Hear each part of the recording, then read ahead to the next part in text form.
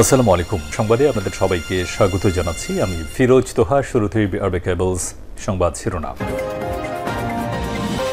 জানিয়ে দেব এই মুহূর্তে হাতে পাওয়া সর্বশেষ গুরুত্বপূর্ণ আপডেট বাংলা সংবাদ। শুরুতেই থাকছে লাইভে এসে শেখ মুজিব এবং জিয়াউর রহমান নিয়ে যা বললেন মেজর ডালিম। সাংবাদিক ইলিয়াস হোসেনের ইউটিউব চ্যানেলে লাইভে আসেন মেজর ডালিম।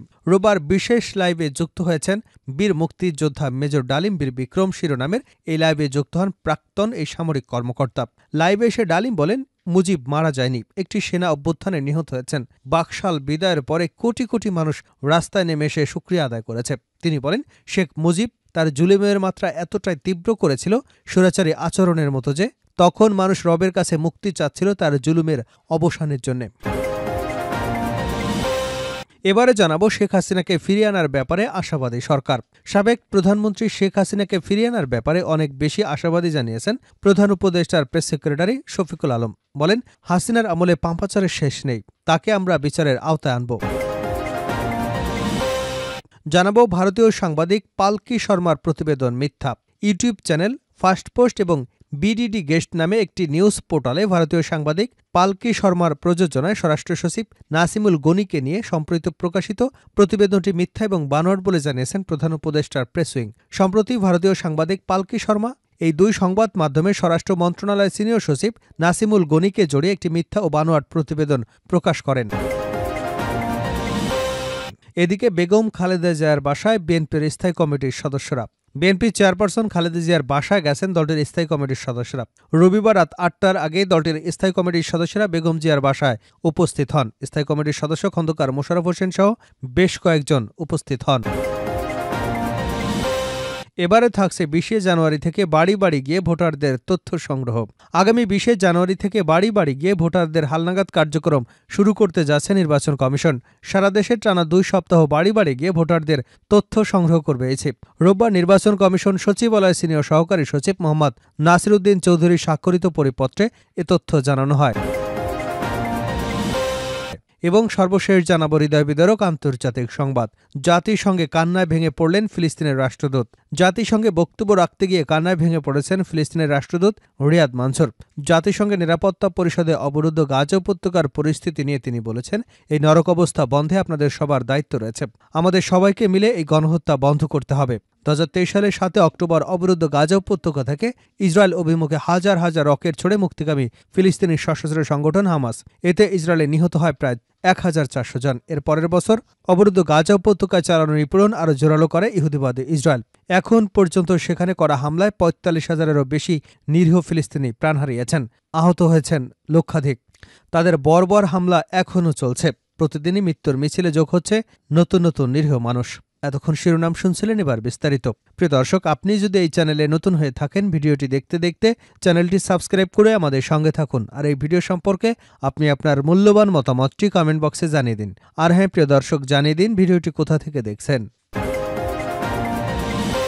লাইভে এসে শেখ মুজিব এবং জিয়াউর রহমান সম্পর্কে যা বললেন মেজর ডালিম। সাংবাদিক ইলিয়াস হোসেনের ইউটিউব চ্যানেলে লাইভে আসেন মেজর ডালিম।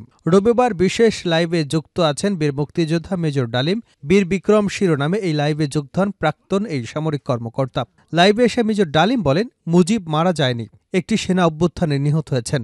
বাকশাল বিদায়ের পরে কোটি কোটি মানুষ রাস্তায় নেমে এসে শুকরিয়া আদায় করেছে। তিনি বলেন, শেখ মুজিব তার জুলুমের মাত্রা এতটাই তীব্র করেছিল, স্বৈরাচারী আচরণের মতো, যে তখন মানুষ রবের কাছে মুক্তি চাচ্ছিল তার জুলুমের অবসানের জন্য। মেজর ডালিম আরও বলেন, তথাকথিত নেতারা যখন ভারতে পালিয়ে গেল, ছিল না যখন কেউ নেতৃত্ব দেবার, সমঝোতা নিয়ে সবাই ব্যস্ত। পাকিস্তান বাহিনী যখন বাঙালির উপর হামলে পড়েছিল, তখন মেজর জিয়ার স্বাধীনতার ঘোষণা আসে। আমি তখন পাকিস্তান আর্মিতে। মেজর জিয়ার ঘোষণা শুনে মনে হলো আর বসে থাকার সময় নেই। আমরা তখনই পাকিস্তানের বিরুদ্ধে যুদ্ধে নেমে গেলাম। উল্লেখ্য, ১৯৭৫ সালের ১৫ আগস্ট বাংলাদেশের তৎকালীন রাষ্ট্রপতি শেখ মুজিবুর রহমানকে সপরিবারে হত্যার সাথে মেজর ডালিম জড়িত ছিলেন। শেখ হাসিনাকে ফিরিয়ে আনার ব্যাপারে আশাবাদী সরকার। সাবেক প্রধানমন্ত্রী শেখ হাসিনাকে ফিরিয়ে আনার ব্যাপারে অনেক বেশি আশাবাদী জানিয়েছেন প্রধান উপদেষ্টার প্রেস সেক্রেটারি শফিকুল আলম। বলেছেন, হাসিনার আমলে পাপাচারের শেষ নেই, তাকে আমরা বিচারের আওতায় আনব। রোববার রাজধানীর ফরেন সার্ভিস একাডেমিতে এক প্রেস ব্রিফিংয়ে প্রধান উপদেষ্টার প্রেস সচিব সেক্রেটারি শফিকুল আলম এসব কথা বলেন। শফিকুল আলম বলেন, পৃথিবীতে খুনিকে কেউ তো সেভাবে জায়গা দিতে চায় না। হাসিনা যে ভয়ানক কাজগুলো করেছেন, ভারতীয় গণমাধ্যমের অনেকেই তা জানতেন না। ইদানিং অনেকেই লেখা শুরু করেছেন। পুরো পৃথিবী যখন জানবে যে সে কী ধরনের হত্যাকাণ্ড, কী ধরনের অনাচার ডিটকশিপ এদেশে জারি করে রেখেছিল, তখন পৃথিবীব্যাপী তার বিচারের ব্যাপারে প্রেসার তৈরি হবে। অন্তর্বর্তী সরকারের পক্ষ থেকেও তাকে ফিরিয়ে এনে বিচারের মুখোমুখি করতে নিরবিচ্ছিন্ন প্রচেষ্টা অব্যাহত থাকবে বলে অভিমত ব্যক্ত করেন শফিকুল আলম। ভারতীয় সাংবাদিক পালকি শর্মার প্রতিবেদন মিথ্যা, press wing. YouTube channel first post এবং বিডিডি গেস্ট নামের একটি নিউজ পোর্টালে ভারতীয় সাংবাদিক পালকি শর্মার প্রযোজনায় স্বরাষ্ট্র সচিব নাসিমুল গনিকে নিয়ে সম্প্রতি প্রকাশিত প্রতিবেদনটি মিথ্যা ও বানোয়াট বলে জানিয়েছেন প্রধান উপদেষ্টার প্রেস উইং। সম্প্রতি ভারতীয় সাংবাদিক পালকি শর্মা এই দুই সংবাদ মাধ্যমে স্বরাষ্ট্র মন্ত্রণালয়ের সিনিয়র সচিব নাসিমুল গনিকে জড়িয়ে একটি মিথ্যা ও বানোয়াট প্রতিবেদন প্রকাশ করে। প্রতিবেদনে দাবি করা হয়েছে, সিনিয়র সচিব নাসিমুল গনি নিষিদ্ধ সংগঠন হিজবুত তাহরির একজন প্রতিষ্ঠাতা। প্রমাণ হিসেবে পালকি শর্মা এবং বিডি গেস্ট একটি নিউজ পোর্টালের একটি প্রতিবেদনের বরাতে যা 2008 সালে দ্য ডেইলি স্টারে প্রকাশিত হয়েছিল।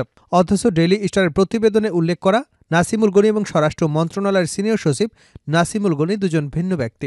হিজবুত তাহরির নেতা নাসিমুল গনি, যার প্রকৃত নাম নাসিমুল গনি, একজন ব্রিটিশ নাগরিক। অন্যদিকে স্বরাষ্ট্র মন্ত্রণালয়ের সিনিয়র সচিব নাসিমুল গনি বাংলাদেশের একজন শীর্ষ আমলা। তিনি একজন বাংলাদেশী নাগরিক, তার কোনো দ্বৈত নাগরিকত্ব নেই, তিনি অন্য কোনো দেশে বসবাস করেন না। সিনিয়র সচিব নাসিমুল গনি শিক্ষাজীবন শেষে 1983 সালে দেশের সিভিল সার্ভিসে যোগ দেন। 2000 সালে গোড়ার দিকে যখন তিনি বাংলাদেশের জাতীয় সংসদের তৎকালীন স্পিকারের সচিব হিসেবে দায়িত্ব পালন করছিলেন, তখন তিনি বেশ কয়েকবার ব্রিটেনে ভ্রমণ করেন। 2008 সালে তিনি যুক্তরাজ্যের ইউনিভার্সিটি অব ব্রডফোর্ড থেকে টপ ম্যানেজমেন্টের বিষয়ে 45 দিন ব্যাপী একটি প্রশিক্ষণ কর্মসূচিতে অংশ নেন। প্রেসউইং বলছে, হিজবুত তাহরির বাংলাদেশে একটি নিষিদ্ধ সংগঠন।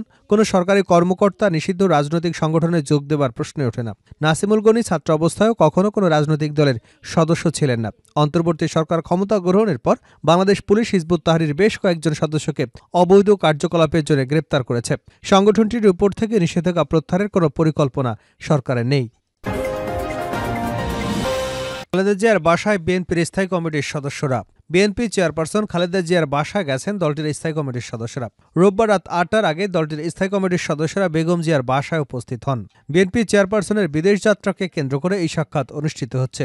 দলের মিডিয়া সেলের সদস্য শাহরুল কবির খান জানান, রাত 8:30টার আগে স্থায়ী কমিটির সদস্যরা একে একে প্রবেশ করেন। দলীয় সূত্র জানায়, গত 5 আগস্ট সরকার পরিবর্তনের পরদিন বেগম জিয়া মুক্তি পাওয়ার পর থেকে অনেকেই সাক্ষাৎ গ্রহণ করেছেন। তবে এই প্রথমবার একসঙ্গে স্থায়ী কমিটির সদস্যরা অংশ নিচ্ছেন বৈঠকে। সর্বশেষ কুরবানির ঈদে স্থায়ী কমিটির সদস্যরা সাক্ষাৎ করেছিলেন একসঙ্গে। রবিবার রাতে খালেদা জিয়ার সঙ্গে দেখা করেছেন এলডিবি চেয়ারম্যান অলি আহমেদ বীর বিক্রম। দলের যুগ্ম মহাসচিব সালাউদ্দিন রাজ্জাক জানিয়েছেন, মঙ্গলবার রাত 10টায় কাতার এয়ারলাইন্সের একটি এয়ার অ্যাম্বুলেন্সে করে লন্ডনের উদ্দেশ্যে ঢাকা ছাড়বার কথা রয়েছে বেগম খালেদা জিয়ার। শেষ করছে আন্তর্জাতিক সংবাদ দিয়ে। জাতিসংঘে কান্নায় ভেঙে পড়লেন ফিলিস্তিনি রাষ্ট্রদূত। জাতিসংঘে বক্তব্য রাখতে গিয়ে কান্নায় ভেঙে পড়েছেন ফিলিস্তিনের রাষ্ট্রদূত রিয়াদ মানসুর। জাতিসংঘের নিরাপত্তা পরিষদে অবরুদ্ধ গাজা উপত্যকার পরিস্থিতি নিয়ে তিনি বলেছেন, এই নরক অবস্থা বন্ধে আমাদের সবার দায়িত্ব রয়েছে। আমাদের সবাইকে মিলে এই গণহত্যা বন্ধ করতে হবে। 2023 সালের 7 অক্টোবর অবরুদ্ধ গাজা উপত্যকা থেকে ইসরায়েল অভিমুখে হাজার হাজার রকেট ছুড়ে মুক্তিকামী ফিলিস্তিনিদের সশস্ত্র সংগঠন হামাস।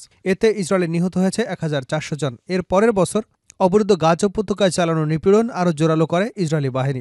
সেদিনের পর থেকে চালানো সামরিক অভিযানে প্রাণ গেছে 45,000-এরও বেশি ফিলিস্তিনি, আহত হয়েছে লক্ষাধিক। হতাহতদের বেশিরভাগই বেসামরিক, তবে নিহতদের প্রকৃত সংখ্যা আরও অনেক বেশি হবে, কারণ যেসব মৃতদেহ ধ্বংসস্তূপের নিচে চাপা পড়ে আছে সেগুলো উদ্ধার করা সম্ভব হয়নি এবং গণনার মধ্যেও ধরা হয়নি। গাজাবাসী কথা বলতে গিয়ে কান্নায় ভেঙে পড়েন ফিলিস্তিনি রাষ্ট্রদূত রিয়াদ মানসুর। বলেন, জীবন বাঁচাতে আপনারা দায়বদ্ধ। ফিলিস্তিনি ডাক্তাররা জীবনের ঝুঁকি নিয়ে কাজ করে যাচ্ছে, তারা হতাহতদের ত্যাগ করেননি, আপনারাও তাদের ত্যাগ করবেন না। ইসরায়েলকে থামান, এই হত্যাযজ্ঞ থামান। তিনি আরও বলেন, তারা এমন এক লড়াই করছে যেখানে তারা জিততে পারবে না। আমাদের দায়িত্ব হচ্ছে তাদের বাঁচানো।